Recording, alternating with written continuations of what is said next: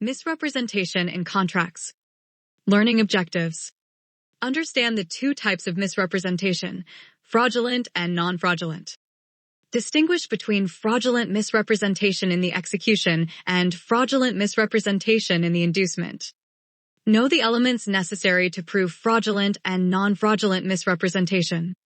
Recognize the remedies for misrepresentation. Introduction. Misrepresentation in contracts is a critical concept in business law, affecting the validity and enforceability of agreements. It occurs when a false statement of fact is made, leading one party to enter into a contract. For business students, understanding the nuances of misrepresentation, whether fraudulent or non-fraudulent, is essential for safeguarding their interests and ensuring fair dealings in the business world. General description. Misrepresentation is a false statement of fact that influences another party to enter into a contract. Misrepresentation can be either fraudulent or non-fraudulent. Fraudulent misrepresentation involves intentional deceit, while non-fraudulent misrepresentation can be either negligent or innocent. Types of misrepresentation. Fraudulent misrepresentation. Fraudulent misrepresentation occurs when one party knowingly makes a false statement to induce another party into a contract. There are two main types. Fraud in the execution. This occurs when the misrepresentation affects the nature or essential terms of the contract, leading one party to sign something fundamentally different from what they intended. Example, Alphonse and Gaston agree on a contract's terms, and Alphonse prepares the final document. Before signing, Alphonse switches the document with another that Gaston has not agreed to, and Gaston unknowingly signs it. This is fraud in the execution, and the contract is void because Gaston did not assent to the actual terms. Fraud in the inducement. This is more common and occurs when a misrepresentation about a material fact induces a party to enter into a contract. Example, Alphonse falsely tells Gaston that the car Gaston is buying has been recently overhauled. Based on this lie, Gaston agrees to buy the car.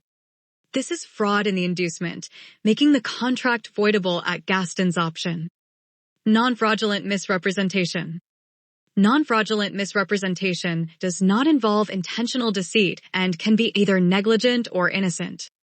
Negligent misrepresentation occurs when a false statement is made carelessly or without reasonable grounds for believing its truth. Example, a real estate agent mistakenly states that a property is zoned for commercial use when it is not, leading a buyer to purchase the property based on this incorrect information. Innocent misrepresentation occurs when the false statement is made without any fault. Example, a seller honestly but incorrectly believes that a painting is an original and tells the buyer so. The buyer later discovers it is a reproduction.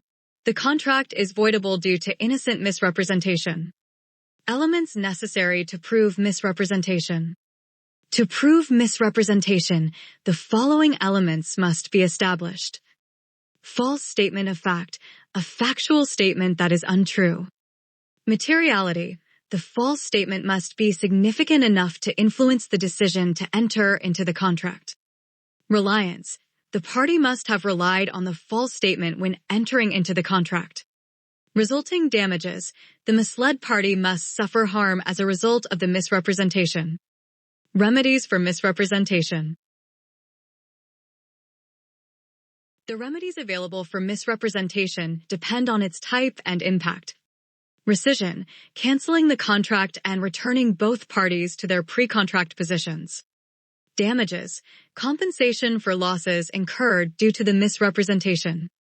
By understanding these concepts, business students can better protect themselves and their enterprises from the adverse effects of misrepresentation in contractual agreements.